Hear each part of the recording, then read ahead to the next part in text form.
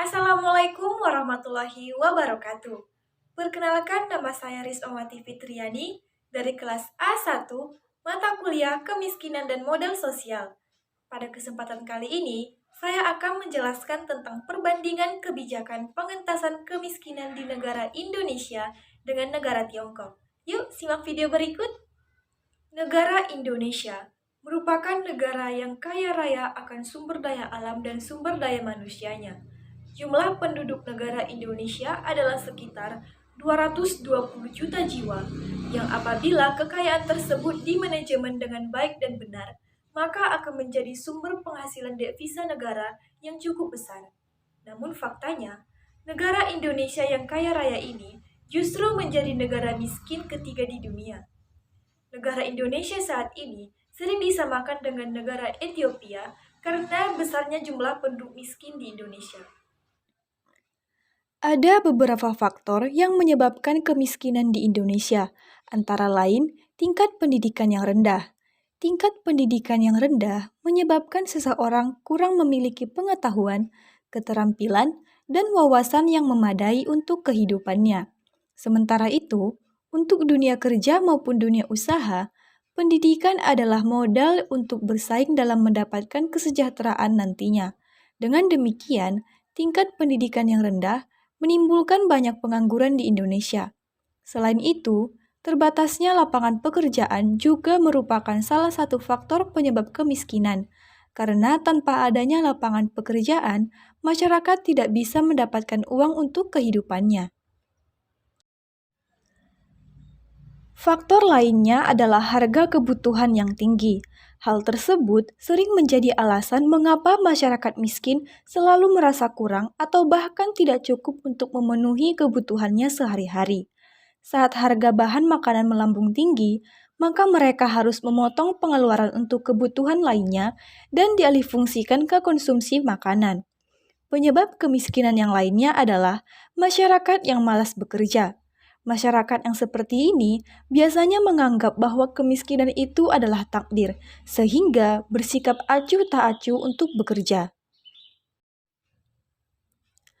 Dari dulu, pemerintah sebenarnya telah memberikan perhatian pada kemiskinan dalam masyarakat.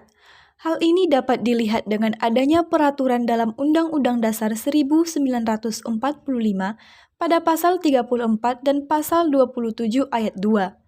Pada pasal 34 menjelaskan bahwa fakir miskin dan anak-anak yatim yang terlantar dipelihara oleh negara.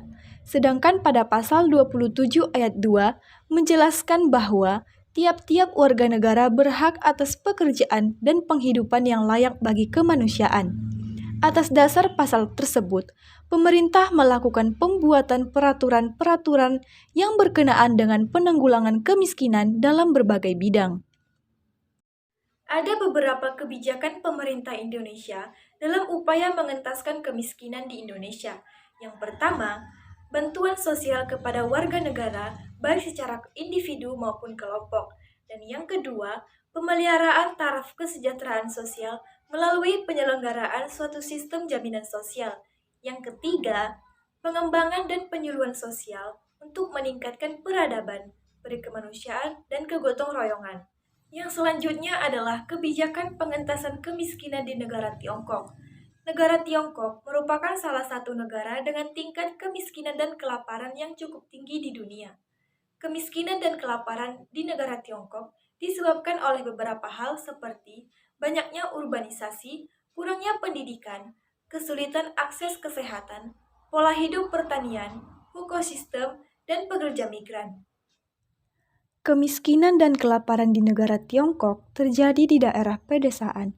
Terdapat 26 juta penduduk yang hidup dalam kemiskinan yang ekstrim, sementara 76 juta penduduk lainnya berada dalam garis pendapatan rendah, yaitu hanya 924 yuan per orang per tahunnya. Adapun kebijakan pemerintah Tiongkok dalam mengentaskan kemiskinan dan kelaparan di negaranya adalah menurunkan hingga setengahnya proporsi penduduk dengan tingkat pendapatan kurang dari 1,25 US dollar per hari dalam kurun waktu 1990 sampai 2015. Pemerintah pusat di Tiongkok mengalokasikan dana 296,6 miliar yuan sebagai komitmen pentingnya mengentaskan kemiskinan dan menggabungkannya dalam perencanaan ekonomi dan sosial tahunan nasional. Pemerintah pun memberikan alokasi dana dan membuat beberapa strategi dalam mengentaskan kemiskinan. Pengentasan kemiskinan dilakukan dengan partisipasi multisektor secara menyeluruh, baik di pemerintah pusat maupun daerah, dengan badan-badan tertentu yang dibentuk untuk mengatur dan melaksanakan pekerjaan pengentasan kemiskinan. Yang kedua adalah mewujudkan kesempatan kerja penuh dan produktif dan pekerjaan yang layak untuk semua, termasuk perempuan dan kaum muda. Pemerintah berkomitmen bahwa pekerjaan merupakan hal yang penting dan menerapkan kebijakan ketenagakerjaan proaktif. Pemerintah Tiongkok telah mengeluarkan sejumlah kebijakan ketenagakerjaan yang lebih proaktif dan menciptakan lapangan kerja di seluruh negeri. Selain itu, pemerintah Tiongkok juga mempercepat pelatihan untuk menciptakan tenaga kerja berkualitas tinggi dan terampil dalam mendukung pembangunan ekonomi dan kesempatan kerja penuh. Yang ketiga adalah Development Oriented Poverty Reduction Program for Rural China. Adapun intisari dari program ini adalah mempromosikan harmoni sosial dan stabilitas, keadilan, dan membuat kontribusi untuk pengembangan dan kemajuan hak asasi manusia.